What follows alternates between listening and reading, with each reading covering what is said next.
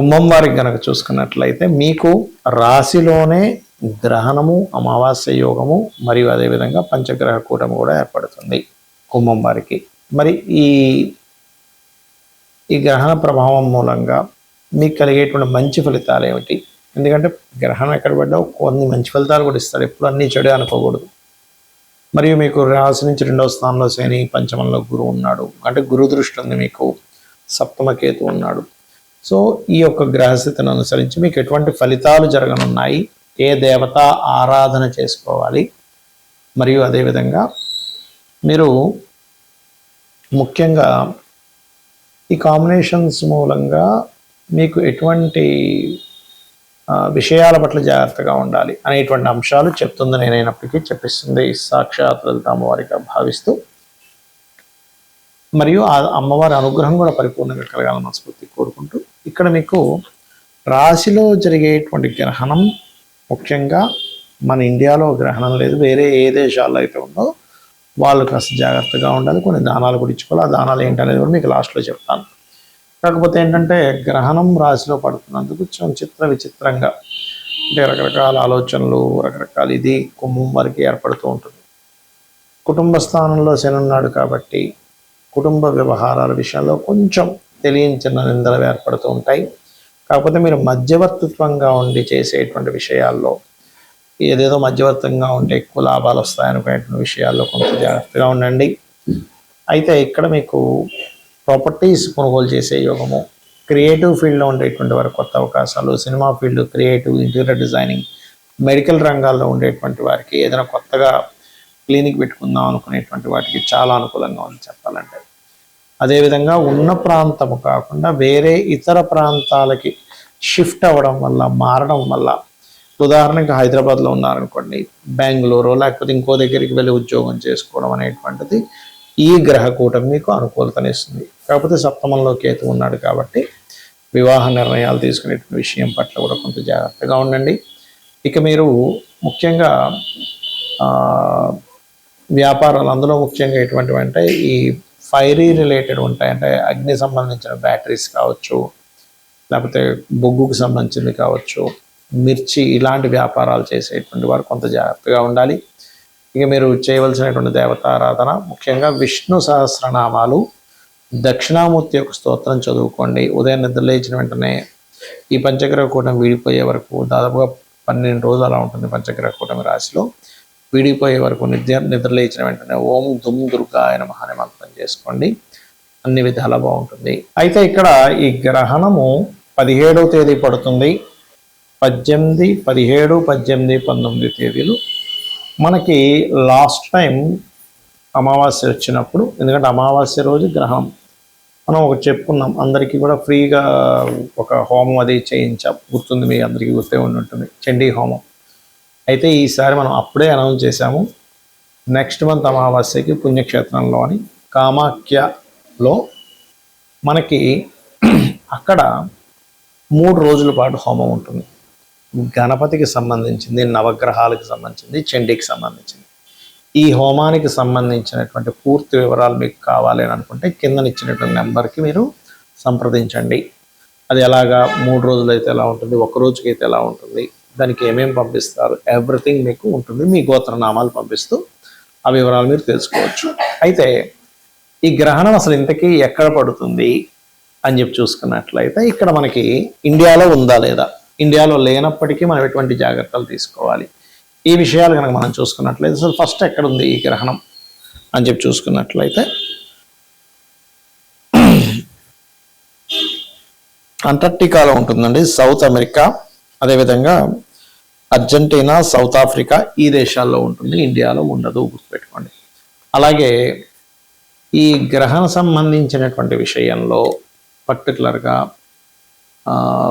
ఇక్కడ చాలామందికి సందేహం కలుగుతుంది, ఏమండి మరి ఆ సమయంలో మనం ఇక్కడ ఏదైనా, ఇప్పుడు గర్భవతులు ఉంటారు, గర్భవతులు ఏదైనా జాగ్రత్తలు తీసుకోవాలి ఏంటని. ఇక్కడ గ్రహణం లేనప్పుడు దాని గురించి టెన్షన్ ఏం పడక్కర్లేదు. కాకపోతే ఎంతైనా సరే ఖగోళంలో జరుగుతుంది కాబట్టి మీ రాశి వారికి ఎటువంటి జాగ్రత్తలు తీసుకోవాలి నేను ఏదైతే చెప్పానో ఆ యొక్క విషయంలో జాగ్రత్త పడుతూ ఉండాలి. కాకపోతే ఈ గ్రహణంతో కూడినటువంటి పంచగ్రహ కూటం వల్ల మనం చూస్తూనే ఉన్నాం, ధరల పెంపు కానివ్వండి, బంగారం, వెండి, మనం ఆల్రెడీ 4-5 నెలల క్రితమే మనం దీని గురించి ప్రిడిక్ట్ చేసాం. ఆ రేట్లు ఎట్లా పెరుగుతున్నాయో చూస్తున్నాం. కొన్ని వింతలు జరుగుతాయి అనుకున్నాం. అది కూడా ఇంత గోల్డ్ రేటు, సిల్వర్ రేట్ ఇంత పెరగడం కూడా ఒక వింతే. యుద్ధ సంబంధించిన వైఖరి, దేశాలు విపరీతమైనటువంటి గొడవలు అవ్వడము, మరియు ఈ ఎప్పుడైతే వాయువులో ఒక రకమైనటువంటి వైరస్ అనుకోండి, ఒక రకమైనటువంటి ధూళి అనుకోండి, అంటే వాయు సంబంధంగా, అగ్ని సంబంధంగా వచ్చేటువంటి ప్రమాదాలు, ఇవన్నీ కూడా గ్రహ కూటమి వల్ల. ఎందుకంటే మనకి ఎప్పుడు కూడా 3 సార్లు ఒకే సంవత్సరంలో 3 సార్లు రావడం అనేటువంటి జరగలేదు. 3 సార్లు పంచగ్రహ కూటమి, 3 సార్లు చతుర్గ్రహ కూటమి, గుర్తుపెట్టుకోండి. అందుకే మనం లాస్ట్ టైం కూడా అందరికీ ఫ్రీగా ఈ చండీ హోమం అది చేయించాం. ఎందుకంటే ఎవరైనా సరే గోత్రనామాలు చదివించి వాళ్ళకి మంచి జరగాలని. కాకపోతే కొంచెం ఇది క్షేత్రస్థాయిలో అక్కడికి వెళ్ళి చేయడము, అక్కడ 3 రోజుల కార్యక్రమం కాబట్టి దానికంటూ కొంచెం ఎక్కువ వెచ్చించవలసి వస్తుంది. కాబట్టి దానికంటూ ఒక ఛార్జెస్ పెడుతున్నాము. అయితే మీరు సొంతంగా మీ ఇంట్లోనే చేసుకోవాలంటే కూడా చేసుకోవచ్చు, అందులో ఎటువంటి సందేహం లేదు. మరి చేసుకోలేని స్థితిలో ఉన్నామండి అన్నప్పుడు ఆ సమయంలో, గ్రహణ సమయంలో ఉదయం 9:30 ప్రాంతం నుంచి మధ్యాహ్నం ప్రాంతం వరకు ఉంది. మన ఇండియాలో లేదు, బయట ప్రాంతాల్లో. అయితే ఆ గ్రహణం రోజు 17వ తేదీ మీరు ఎటువంటి సాధన చేస్తే మంచిది? ముఖ్యంగా రాహుగ్రస్త గ్రహణం కాబట్టి దుర్గాదేవి యొక్క ఆరాధన ఎక్కువగా చేయండి. అంటే దుర్గా అష్టోత్తరం చదువుకోవడము, లేదా మీ యొక్క గురువుల దగ్గర పొందినటువంటి మంత్రాన్ని ఏదైనా చేసుకోవడము, లేదా శ్రీమాత్రే నమః, ఓం నమో నారాయణాయ, ఓం దుమ్ దుర్గాయ నమః, ఓం మహాగణాధిపతే నమః, ఇలా కూడా చేసుకోవచ్చు. మరి గ్రహణం తదుపరి రోజు ఫలానా ఏ రాశి వారికి అయితే మరీ ఇబ్బంది ఉందో వాళ్ళు దానం కూడా ఇవ్వవచ్చు. ఇక్కడ లేదు కాబట్టి పెద్ద ఇబ్బంది ఏం లేదు. ఏ దేశాల్లో ఏర్పడుతుందో అక్కడ ఎటువంటి దానాలు ఇవ్వాలి ఏమిటి అని చెప్పి చూసుకున్నట్లయితే, ప్రధానంగా ఇక్కడ మీరు రవిచంద్ర ప్రతిమలు, సర్ప సంబంధించిన ఆకారంలో ఉండేటువంటివి, అవి ఏ మెటల్ అయినా ఇవ్వచ్చు, వెండే ఇవ్వాలని లేదు. ఎందుకంటే వెండి రేట్ చాలా పెరిగిపోయింది కాబట్టి బియ్యము, మినుములు, ఉలవలు, నువ్వులు దానం ఇవ్వాలి.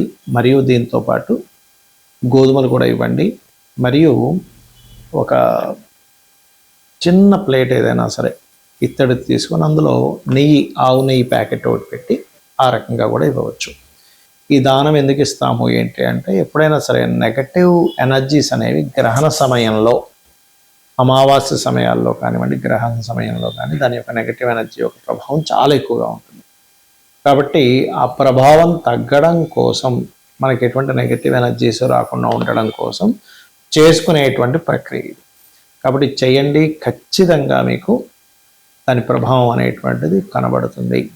ఇక మరొక విషయం ఏంటంటే, ఇక్కడ గమనించినట్లయితే